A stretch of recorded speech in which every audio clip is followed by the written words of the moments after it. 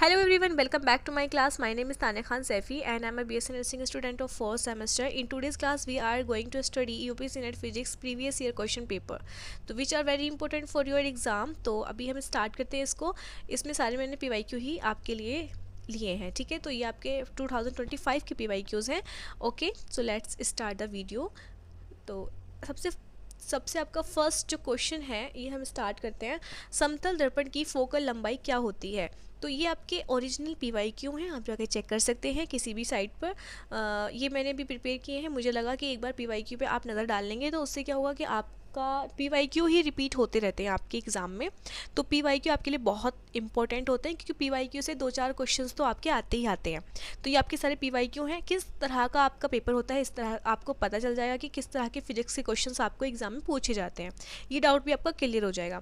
First question है आपका, समतल दर्पण की फोकल लंबाई क्या होती है? तो क्या होती है? What is the focal length of a plane mirror?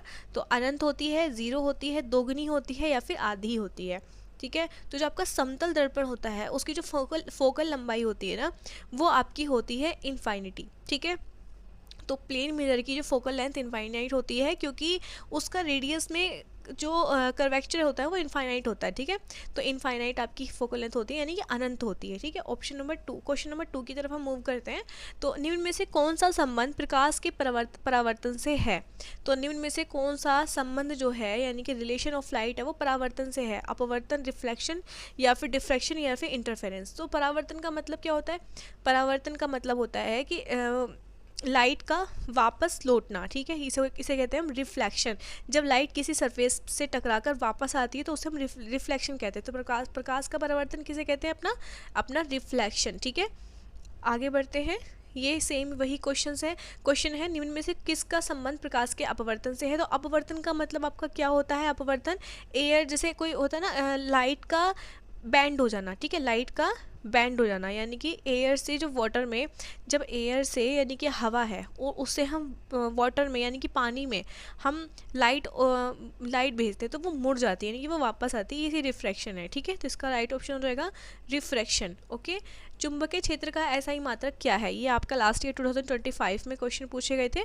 तो चुंबकीय क्षेत्र का एसआई मात्रक क्या होता है? तो उसका एसआई मात्रक होता है टेस्ला. तो ये क्वेश्चंस मैं ऑलरेडी अपने जो प्रीवियस क्लास है उनमें मैं आपको प्रैक्टिस करा चुकी हूँ. तो आपके लिए कुछ क्वेश्चंस ऐसे भी होते हैं जो आपके लिए बहुत बेसिक होते हैं. बस आप एक बार रिवाइज कर ले तो आपके 2-4 क्वेश्चन तो आपके बिल्कुल बेसिक होंगे. तो इसलिए आपको सारी क्लास देखना कंपलसरी है. आप थोड़े डिफिकल्ट वाले क्वेश्चन भी देखिए, थोड़े से ईजी वाले क्वेश्चन भी देखिए ताकि आपका ईजी भी एंड आपका हार्ड भी, सारे जो क्वेश्चन हैं आप अटैम्प्ट कर पाओ. ठीक है. अपने नेक्स्ट क्वेश्चन की तरफ मूव करते हैं. जड़त्व का नियम किसने दिया? ठीक है. आपको पता ही है कि जो आपका न्यूटन का पहला नियम है वो है आपका जड़त्व का नियम. तो ये आपका जो न्यूटन के 3 नियम है ना, ये आपके लिए बहुत ज़्यादा इंपॉर्टेंट है. तो आपका जो न्यूटन ने ये 3 नियम देते, सबसे पहला था आपका जड़त्व का नियम. तो ये आपको याद कर लेना है, बहुत इंपॉर्टेंट आपके लिए ये. तो ऐसे ही क्वेश्चन आपके एग्जाम में पूछे जाते हैं और कुछ न्यूमेरिकल्स भी हैं. जो न्यूमेरिकल्स इसमें मैंने आगे आपके लिए रखे हैं यानी कि वो आपके प्रीवियस ईयर ही हैं, जो आपके प्रीवियस ईयर में पूछे गए थे. जितने भी आपके न्यूमेरिकल्स वो हैं इसमें. ठीक है. तो विद्युत चुंबकीय प्रेरण का मात्रक क्या है? तो unit associated with electromagnetic induction is. इसका जो राइट ऑप्शन होगा, पहले अपने ऑप्शन पढ़ लेते हैं, हेनरी, टेस्ला, वेबर या फिर एम्पियर मीटर. तो जो विद्युत चुंबकीय प्रेरण है उसका जो मात्रक होता है वो होता है आपका वेबर. ओके. आगे मूव करते हैं. ये आपका न्यूमेरिकल है. तो ये न्यूमेरिकल है आपका, कोई वस्तु 30 मिनट पर सेकंड की चाल से चल रही है. ठीक है. कोई भी वस्तु है, उस पर 2 सेकंड के लिए वो रुक जाती है तो त्वरण क्या होगा? ठीक है. वो 2 सेकंड के लिए रुक जाती है तो त्वरण क्या होगा आपका? तो यहाँ पर आपका जो फॉर्मूला यूज़ होने वाला है वो होगा, ये आपका न्यूमेरिकल है, अल्फा बराबर वी, ये आपका v है इस तरह से, v minus you upon T. ठीक है. तो यहाँ पर इन सब के मान रख देंगे. v का मान है आपका 0 और t का मान आपका यहाँ पर 2 है, 2 सेकंड. और आपका जो u है, वेग है, उसका जो है कितना है 30. तो यहाँ पर सबके मान रखने के बाद जब आप कैलकुलेशन करेंगे, कैलकुलेशन करने के बाद आपका राइट आंसर हो जाएगा ऑप्शन नंबर बी, माइनस के 15 मीटर पर सेकेंड स्क्वायर. तो इस तरह के क्वेश्चन है जो आपके यूपीएससी नेट एग्जाम में ये जो न्यूमेरिकल्स दिखाई दे रहे हैं आपको, ये आपके पूछे जाते हैं। ठीक है, आप पूछते हो ना मुझसे कि क्या न्यूमेरिकल्स आते हैं कि नहीं आते, तो न्यूमेरिकल्स आते हैं, 2 न्यूमेरिकल्स तो आपको मैक्सिमम मिलने ही है, इनसे मिनिमम मिलने ही है, 3 भी हो सकते हैं। ठीक है, तो आपको जो छोटे छोटे फार्मूलाज होते हैं उनको अच्छे से याद करके जाना है, देख के जाना है कि कौन सा फार्मूला कौन से न्यूमेरिकल्स में आएगा या फिर कैसे निकालना होता है। कैलकुलेशन थोड़ा सा सीख लेनी है अगर कैलकुलेशन नहीं आती, लेकिन बहुत इंपॉर्टेंट है आपके लिए। ठीक है, किसी वस्तु का वेग अगर दोगुना कर दिया जाए, दोगुना करने पर गतिज ऊर्जा क्या होगी। जो किसी वस्तु का जो वेग है अगर हम दोगुना कर दें तो उसकी जो गतिज ऊर्जा है वो क्या होगी। If velocity is doubled what happens to kinetic energy.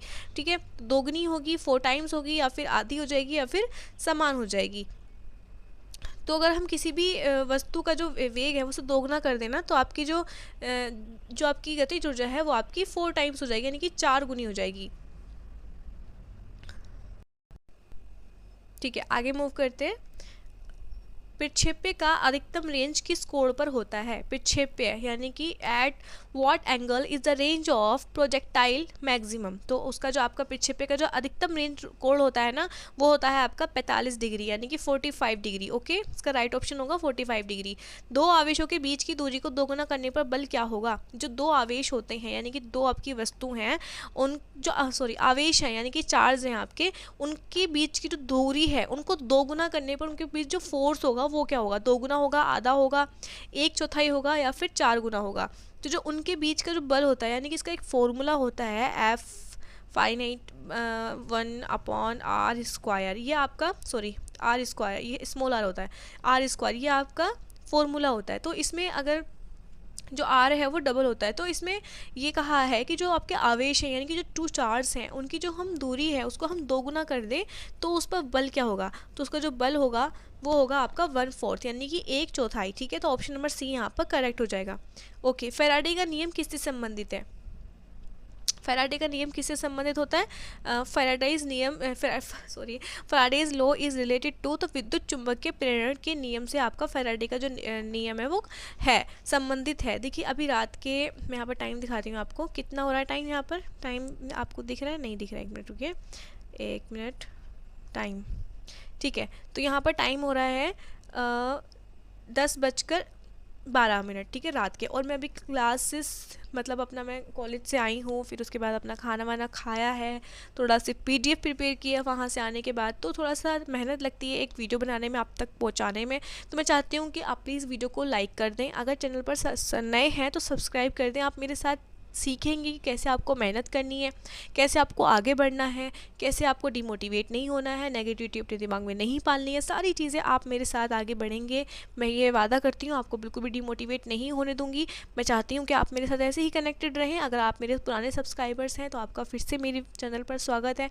अगर आप नए हैं तो प्लीज़ एक प्यारा सा कॉमेंट ज़रूर करना और चैनल को सब्सक्राइब ज़रूर करना। आप बहुत ज़्यादा मोटिवेटेड फील करेंगे, अपने लास्ट प्रीवियस जाकर वीडियोस देख सकते हैं, शॉर्ट्स देख सकते हैं। आप सच में कॉन्फिडेंट हो जाएंगे कि हाँ हम कर सकते हैं, अपना एग्ज़ाम क्लियर कर सकते हैं।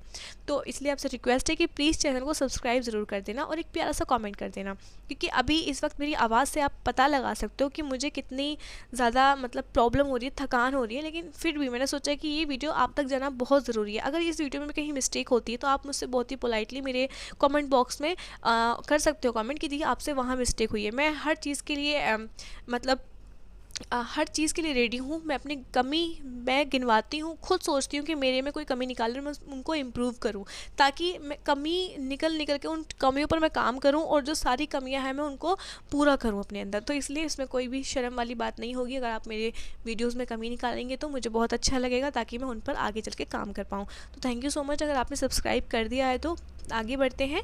फैराडे का नियम किसी से संबंधित है, हमने बता दिया, ऑप्शन नंबर सी यहाँ पर करेक्ट हो जाएगा। तो अभी ये जो आपकी PDF है मैं आपको डाल दूँगी। देखिए कुछ क्वेश्चन इसमें मुझे आते नहीं हैं, तो ये जो क्वेश्चन मुझे नहीं आते हैं मैं उनको नहीं कराऊंगी, क्योंकि मैं नहीं चाहती कि मेरी वजह से आपका क्वेश्चन गलत हो या फिर आप एग्ज़ाम में भी वो क्वेश्चन वैसा ही करके आ जाए जैसा मैं बता रही हूँ। तो मुझे फिजिक्स सच में नहीं आता, फिजिक्स और केमिस्ट्री मेरे थोड़े से वीक हैं, थोड़े से नहीं बहुत ज़्यादा वीक हैं, केमिस्ट्री भी। केमिस्ट्री भी में जो मैं आपको कभी एमसीक्यू प्रैक्टिस कराती हूँ तो उसमें मुझसे कभी कभी मिस्टेक हो जाती है और कभी कभी मैं हिचकिचाती हूँ, मुझे बहुत ज़्यादा पढ़ना पड़ता है। मैं सच में बता रही हूँ, बिल्कुल मैं ये नहीं, बिल्कुल इसमें मुझे शर्माने वाली बात नहीं है। लेकिन हाँ, नर्सिंग एप्टीट्यूड, बायोलॉजी और आपका इंग्लिश ग्रामर मेरे अच्छे सब्जेक्ट है। मैं नर्सिंग एप्टीट्यूड बहुत अच्छे से समझा देती हूँ क्योंकि मैं ऑलरेडी नर्सिंग कर रही हूँ। ठीक है, तो यहाँ पर यदि दो बिंदु आवेशों की दूरी जो है वो दोगुनी कर दी जाए तो विद्युत बल क्या होगा। आपका क्वेश्चन क्या है, यदि दो बिंदु आवेशों की दूरी दोगुनी कर दी जाए, ठीक है, जो आपके दो between 2 points charge is double, ठीक है, चार्ज डबल कर दिया तो what happens in electrostatic force, तो क्या होगा, दोगुना होगा, हाफ होगा, 1/4 होगा, या फिर आपका 4 टाइम होगा। तो जो आपका ये सेम वही कॉन्सेप्ट जो ऊपर था, तो विद्युत बल जो होगा वो आपका 1/4 हो जाएगा, ठीक है, 1/4। ओके, ऑप्शन नंबर सी यहाँ पर करेक्ट हो जाएगा। फैराडे का नियम का गणितीय रूप क्या है, तो फैराडे का जो नियम का गणितीय रूप होता है वो क्या होता है, ऐसा कुछ फॉर्मूला होता है जैसे कि आपको ऑप्शन नंबर सी में दिखाया जा रहा है, ये आपका फैराडे का नियम होता है। ठीक है, आगे बढ़ते हैं। निम्न में से कौन सा विद्युत द्विध्रुव की तरह काम करता है, निम्न में से कौन सा द्विध्रुव, विद्युत नहीं सिर्फ द्विध्रुव यानी कि डायपोल की तरह व्यवहार करता है, की तरह काम करता है। विद्युत द्विध्रुव, चालक, क्षण चुंबक या फिर स्थायी चुंबक। तो जो आपका मैग्नेटिक डायपोल होते हैं ना, वो द्विध्रुव की तरफ काम करते हैं, ठीक है, मैग्नेटिक। तो इसमें जो आपका बार मैग्नेट है, ठीक है, जो आपका बार मैग्नेट है, क्षण चुंबक, ये आपका राइट ऑप्शन हो जाएगा। क्षण चुंबक जो होते हैं वो आपका द्विध्रुव की तरह काम करते हैं। ठीक है, किसी पदार्थ के संपर्क क्षेत्र पर बल की इकाई क्या है, किसी पदार्थ के संपर्क क्षेत्र पर बल की इकाई क्या है। तो जो किसी भी पदार्थ के संपर्क क्षेत्र यानी कि संपर्क यानी कि जो आपका वो वाला क्षेत्र होता है जहाँ से वो कनेक्टेड रहता है, तो उसके संपर्क क्षेत्र की जो बल की इकाई होती है वो क्या होती है, फोर्स होती है, प्रेशर होती है, स्ट्रेन होती है, या फिर कॉम्प्रेसिबिलिटी होती है। तो इसमें जो आपकी बल की इकाई होती है वो होती है आपकी प्रेशर यानी कि दाब, ठीक है, दाब। ओके, बल ये वाला प्रेशर अलग होता है, ये फोर्स होता है, और ये होता है आपका दाब। तो इसकी बल की इकाई क्या होती है, दाब। ओके, आगे बढ़ते हैं। 6 न्यूटन और 8 न्यूटन के बल परस्पर लंबवत कार्य कर रहे हैं, ठीक है, आप वो परस्पर बिल्कुल लंबवत कार्य कर रहे हैं, तो परिणामी बल कितना होगा। ठीक है, तो परिणामी बल आपका कितना होगा कर लेते हैं। ठीक है, तो यहाँ पर इसका 10 न्यूटन, आपका 10 न्यूटन यहाँ पर इसका ऑप्शन हो जाएगा। हाइड्रोजन स्पेक्ट्रम की श्रृंखला कौन कौन सी है, which are the series of hydrogen spectrum, Balmer, Paschen, Lyman, या फिर उपरोक्त सभी। तो जो आपकी हाइड्रोजन स्पेक्ट्रम की जो श्रृंखला होती हैं वो आपकी ऑल ऑफ दीज होती हैं, बाल्मेर भी, पास्टिन भी और लाइमन भी। ठीक है, ओके। एक गैस अपने आसपास के वातावरण के साथ ऊष्मा का आदान प्रदान किए बिना अचानक फैलती है, ठीक है, एक गैस है अपने आसपास के वातावरण के साथ ऊष्मा का आदान प्रदान किए बिना अचानक से फैलती है, ये कौन सी प्रक्रिया होती है। तो यहाँ पर ऑप्शन दिए हुए हैं, समतापी प्रक्रिया, ऊष्मा रहित प्रक्रिया, और समदाबीय प्रक्रिया, या फिर सम आयतन प्रक्रिया। तो जो आपके इसमें जो आपकी वो जो प्रक्रिया होती है जो ऊष्मा का आदान प्रदान किए बिना ही फैलती है, तो उसको बोलते हैं हम एडियोबैटिक, यानी कि एडियोबैटिक यानी कि ऊष्मा रहित, यानी कि ऊष्मा का उसमें यूज़ हो ही नहीं रहा, रहित मतलब ऊष्मा के बिना, तो उसे बोलते हैं हम adiabatic process. Okay, option number B यहाँ पर करेक्ट हो जाएगा। निम्नलिखित में से किसकी व्याख्या प्रकाश की तरंग प्रकृति द्वारा नहीं की जा सकती, प्रकाश की तरंग प्रकृति द्वारा नहीं की जा सकती। डिफ्रैक्शन, इंटरफेरेंस, या फिर पोलराइजेशन, या फिर फोटो इलेक्ट्रिक इफेक्ट। तो किसकी नहीं की जा सकती, फोटो इलेक्ट्रिक इफेक्ट की जो व्याख्या है वो आपके प्रकाश की तरंग प्रकृति की तरह नहीं की जा सकती। ठीक है, जब दो प्रतिरोध समांतर जुड़े होते हैं तो उनका संयुक्त प्रतिरोध हमेशा क्या होता है, जो दो प्रतिरोध होते हैं वो समांतर जुड़े हुए होते हैं तो उनका संयुक्त प्रतिरोध हमेशा क्या होता है। देखिए सारे फॉर्मूला बेस ही होते हैं आपके, जब आप पढ़ाई करेंगे किसी अच्छे इंस्टीट्यूट से, आप पूरी प्रॉपर क्लास लेंगे, आपको वहाँ से पता चलेगा कि किस तरह से आपको ये चीज़ें निकालनी आनी होती है। जब थ्योरी पढ़ेंगे ना, अपनी थ्योरी में ही सारी चीज़ें आपको समझ में आ जाती हैं, तो आपको थ्योरी ज़रूर से ज़रूर पढ़नी है, आपने तो रिवाइज अच्छे से कर लेना। तो जो आपका प्रतिरोध समांतर अगर जुड़े होते हैं तो संयुक्त प्रतिरोध हमेशा क्या होगा, तो उनका संयुक्त जो प्रतिरोध होगा वो हमेशा कम होगा, यानी कि सबसे छोटे प्रतिरोध से कम होगा, यानी कि जो हमेशा प्रतिरोध है वो क्या होगा, कम होगा आपका। ठीक है, ऑप्शन नंबर बी यहाँ पर करेक्ट हो जाएगा। ठीक है, ये क्वेश्चंस आपके लास्ट ईयर पूछे गए हैं तो आपके लिए बहुत इंपॉर्टेंट है, इसी तरह के क्वेश्चंस पूछे जाते हैं, और 2024 में इससे ईजी पूछे गए थे। 2025 में थोड़ा सा लेवल इंक्रीज़ हुआ, तो ये मतलब लेवल इंक्रीज ही होता जा रहा है आपका हर साल, तो कुछ क्वेश्चंस इस बार भी थोड़े से मॉडरेट लेवल के पूछे जाएंगे। इंजन में 500 जूल ऊर्जा दी जाती है उसमें 150 जूल उपयोगी कार्य प्राप्त होता है, यानी कि 500 जूल कार्य हमने ऊर्जा दी और 150 जो है जूल उपयोगी कार्य प्राप्त होता है। इंजन की दक्षता क्या होगी? तो ये भी जो आपका ना फॉर्मूला बेस है क्वेश्चन आपका, ठीक है। तो इसमें जो इसका आपको राइट आंसर जो है मैं बता देती हूँ, वो होता है आपका 30%। इसका फॉर्मूला आप निकाल लेना कहीं से भी, क्योंकि फॉर्मूला भी थोड़ा सा लंबा सा फॉर्मूला था इसका, तो अभी आप इसको ज़रा कैलकुलेट कर लेना, क्योंकि न्यूमेरिकल में मेरा हाथ थोड़ा सा तंग है, मैं गलत क्वेश्चन नहीं कराना चाहती हूँ। राइट ऑप्शन में बता दिया है 30%। ये PDF आपको मिल जाएगी मेरे टेलीग्राम चैनल पर। मैंने आपको PYQ देने थे, मैंने इसलिए आपको फिजिक्स के PYQ कराए। मुझे फिजिक्स नहीं आती है, सो डेट्स वाई मैंने यहाँ पर जो है अपना थोड़ा थोड़ा कम ही एक्सप्लेन करके मैंने आपको सिर्फ राइट ऑप्शन ही बताए हैं। अगर मिस्टेक फिर भी हो गई है तो मैं आपसे चाहती हूँ कि आप प्लीज़ उस चीज़ को थोड़ा सा पोलाइटली वे में लेकर आप मुझे कमेंट कर सकते हैं। बाकी मैं हर तरह से आपकी हेल्प करना चाहती हूँ, इसलिए मैंने ये PYQ रेडी किए। मुझे शायद से इसे PYQ को रेडी करने में 2 घंटे लग गए, क्योंकि मैंने क्वेश्चन इकट्ठा किए, उनको फिर लिखा, फिर टेक्स्ट किया, टेक्स्ट में कन्वर्ट किया, उसके बाद फिर मैंने PDF बनाई, उसके बाद फिर मैं इसको रिकॉर्ड करके अपलोड कर रही हूँ, ठीक है। तो मेरे थोड़ा सा डिफिकल्ट था ये, तो इसलिए मैं चाहती हूँ इस वीडियो को ज़रूर से ज़रूर लाइक कर देना, ताकि मेरी मेहनत पर थोड़ा सा वसूल हो जाए, ठीक है। तो थैंक यू सो मच, मिलते हैं मैं नेक्स्ट वीडियो में। कोई प्रॉब्लम हो तो आप मुझे कमेंट कर सकते हैं।